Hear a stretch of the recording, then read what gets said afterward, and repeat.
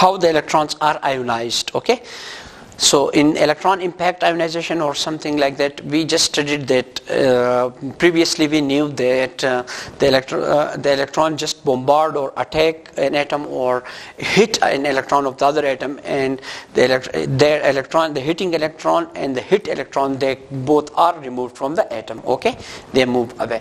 But what actually is happening is something different. So before understanding that, we need to have some knowledge of ionization cross-section. These are some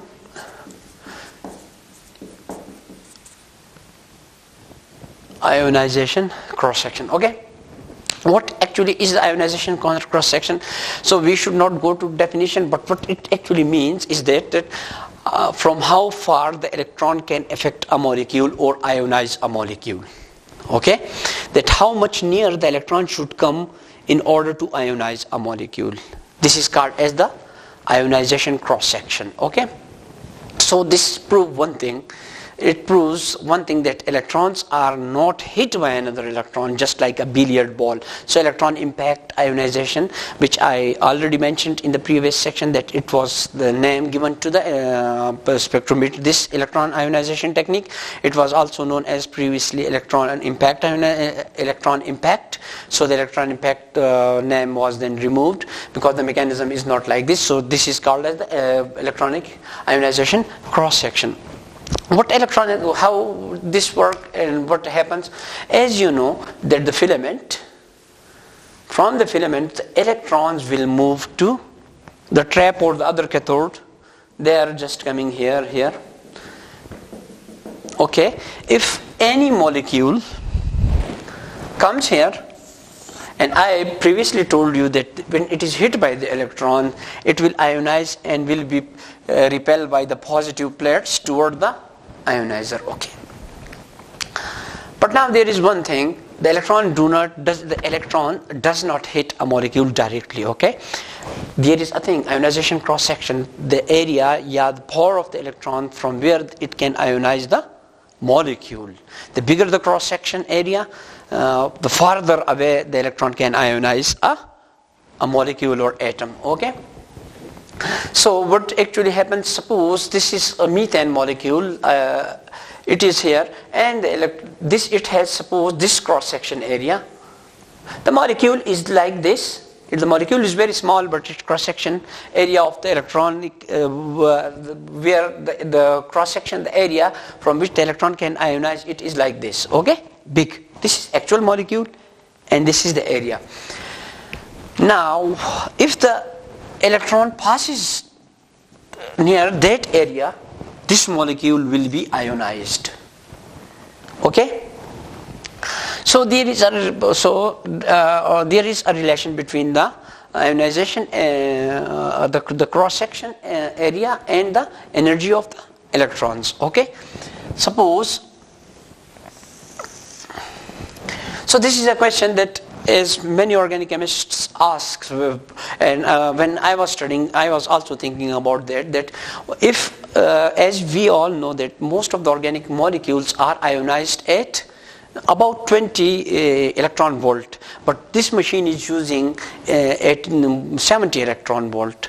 So it is a hard technique, as 70 electron volt is so much energy that it breaks the molecule into portions, and in majority of the spectrum we cannot see, we don't see the molecular ion peak. The molecular ion peak, what is the molecular ion peak? Molecular ion peak is the whole molecule. Okay, so we can just see the fragmentation. So that thing would come in my mind, that suppose if the energy is decreased in electron volt to 12 or 13 electron volt, okay, so can we see the molecular ion peak? So the answer is yes, and at the same time no, and it will be clear from here. This is the electron volt, okay, and this is ionization cross section. So it moves and it like flats, like here, a little bit flattened, it moves, then sharply come, and this is the part where it flattened is at 70 electron volt.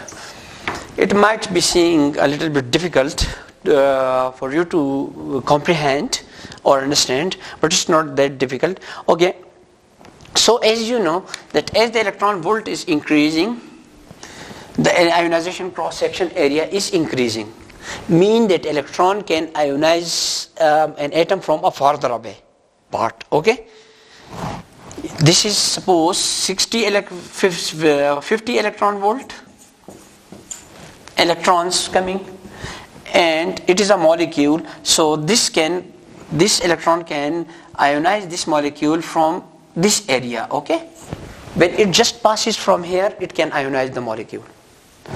But what if it is 70 electron volt? If another electron with 70 electron volt energy is there, so it can, suppose the same molecule on the same spot, but it can now ionize it from here. So this is the cross-sectional area. This is the benefits of the electron cross-section or the 70 electron volt.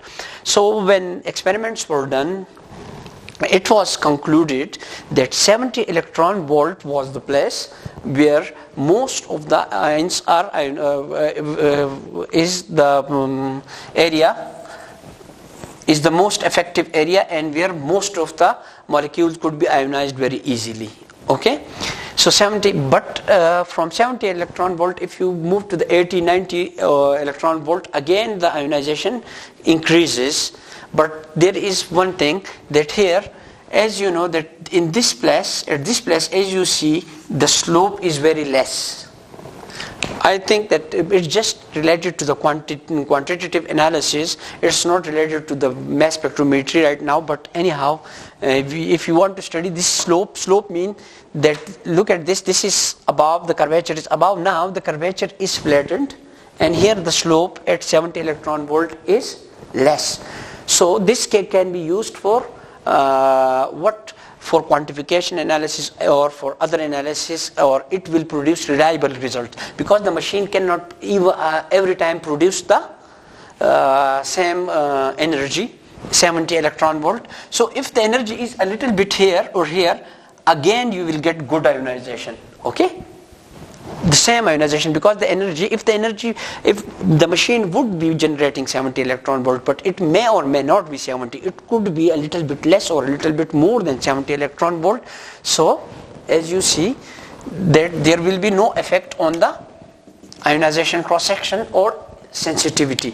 But right now, suppose if the peak was like this,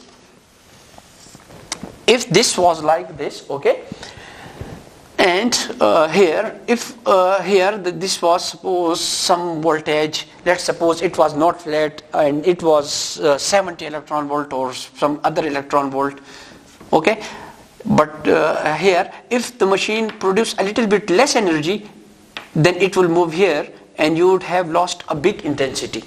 And if it produces a little more energy than 70, again you will lose intensity. So at the 70 electron volt, it is more reliable, because the machines are not that perfect. It sometimes produced more than 70 electron volt and sometimes produced less than 70 electron volt.